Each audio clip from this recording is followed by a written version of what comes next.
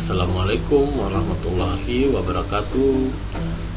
Pada video kali ini kita akan membahas mengenai bidang studi sosiologi kelas 10. Yang pertama kita bahas adalah materi bab 1 yang berjudul Fungsi Sosiologi untuk Mengenali Gejala Sosial di Masyarakat.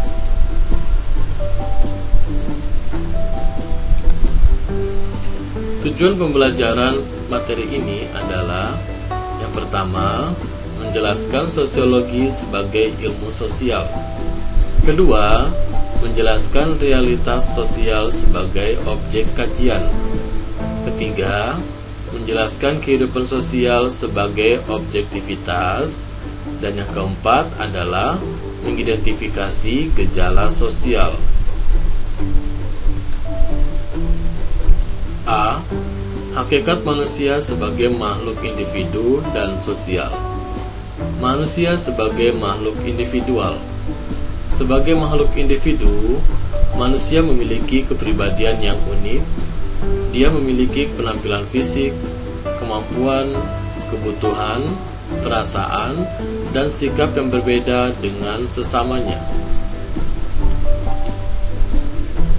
Manusia sebagai makhluk sosial. Di dalam hidup bermasyarakat, kita harus menunjukkan sikap sosial yang positif. Bentuk sikap sosial yang positif antara lain adalah tenggang rasa, kerjasama, dan solidaritas. B. Sosiologi sebagai ilmu sosial. Pengertian sosiologi. Istilah sosiologi pertama kali digunakan oleh Auguste Comte tahun 1798 sampai 1857. Comte menyatakan bahwa sosiologi adalah ilmu tentang gejala sosial yang tunduk pada hukum alam dan tidak berubah-ubah. Objek sosiologi. Dalam mempelajari masyarakat sebagai objek kajian, sosiologi memfokuskan studinya pada: pertama, hubungan timbal balik antara manusia satu dan manusia lainnya. Kedua, hubungan antara individu dan kelompok. Tiga, hubungan antara kelompok yang satu dan kelompok lainnya. Empat, proses yang timbul dari hubungan-hubungan tersebut dalam masyarakat. Sosiologi sebagai ilmu pengetahuan. Ciri-ciri sosiologi sebagai ilmu pengetahuan. Yang pertama, sosiologi bersifat empiris. Kedua, sosiologi bersifat teoritis. Ketiga, sosiologi bersifat kumulatif. Dan yang keempat, sosiologi bersifat non-etis.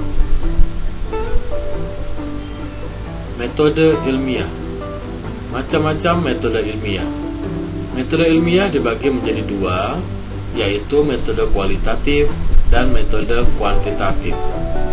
Pengertian metode kualitatif adalah metode yang mengutamakan cara kerja dengan mendeskripsikan hasil penelitian berdasarkan penilaian terhadap data yang diperoleh.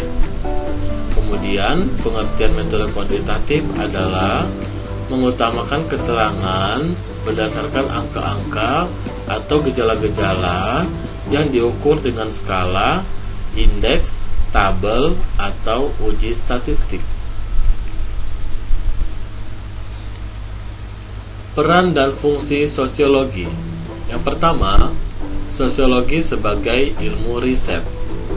Seperti para ilmuwan lainnya, para sosiolog berfokus pada pengumpulan dan penggunaan data. Oleh karena itu, para sosiolog melakukan riset ilmiah. Kedua, sosiologi sebagai konsultan kebijakan. Prediksi sosiolog dapat membantu memperkirakan pengaruh kebijakan sosial yang mungkin terjadi. Setiap kebijakan adalah suatu prediksi. Artinya, kebijakan diambil dengan harapan menghasilkan pengaruh atau dampak yang diinginkan. Ketiga, sosiologi sebagai praktisi. Beberapa sosiolog terlibat dalam perencanaan dan pelaksanaan kegiatan masyarakat. Mereka memberikan saran-saran baik dalam penyelesaian berbagai masalah, hubungan karyawan, masalah moral, maupun hubungan antar kelompok dalam organisasi. Keempat, sosiologi sebagai guru atau pendidik. Mengajar merupakan salah satu kegiatan yang dapat digeluti oleh seorang sosiolog. Sebagai seorang pendidik, sosiolog berperan dalam mengajarkan dan mengembangkan sosiologi sebagai ilmu di berbagai bidang. C. Realitas sosial sebagai objek kajian. Masalah sosial. Yang pertama adalah tentang kemiskinan. Kemiskinan diartikan sebagai keadaan seseorang yang tidak sanggup memelihara dirinya sendiri sesuai dengan taraf kehidupan kelompok dan tidak mampu memanfaatkan tenaga mental maupun fisiknya dalam kelompok tersebut. Kedua adalah peperangan. Peperangan merupakan sebuah bentuk pertentangan antara kelompok atau masyarakat, termasuk negara, yang umumnya diakhiri dengan akomodasi. D. Kehidupan sosial sebagai objektivitas. Kemajemukan masyarakat. Tiap kelompok masyarakat memiliki pola perilaku, adat, agama, dan budaya yang berbeda. Hal ini dikarenakan masyarakat Indonesia terdiri dari berbagai ras dan suku bangsa yang tersebar di seluruh wilayah Indonesia.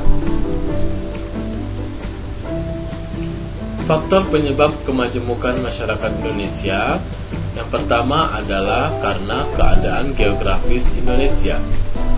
Kondisi geografis yang terpisah-pisah mengakibatkan penduduk yang menempati satu pulau atau sebagian pulau tumbuh menjadi kesatuan-kesatuan suku bangsa yang sedikit banyak terisolasi dengan yang lain.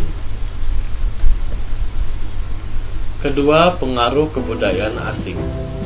Sekitar abad ke-16, pengaruh Eropa mulai masuk ke Indonesia dibawa oleh para pedagang dari Spanyol, Portugis, Inggris, dan Belanda.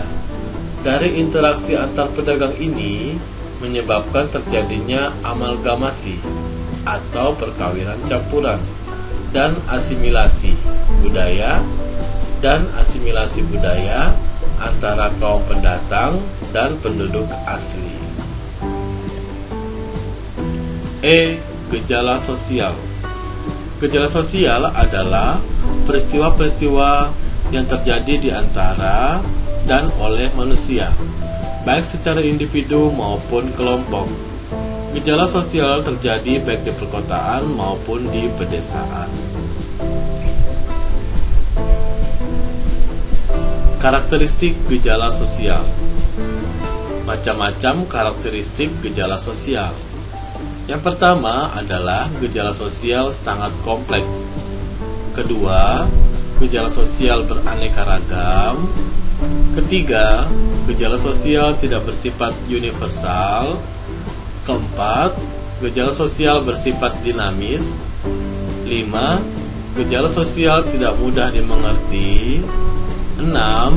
Gejala sosial kurang objektif. 7.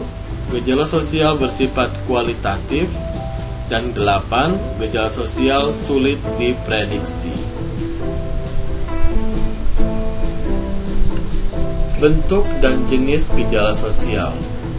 Gejala-gejala sosial menurut Pitrim A. Sorokin, yang pertama adalah gejala sosial religius. Kedua, gejala sosial ekonomi. Ketiga, gejala sosial politik. Dan yang keempat adalah gejala sosial hukum.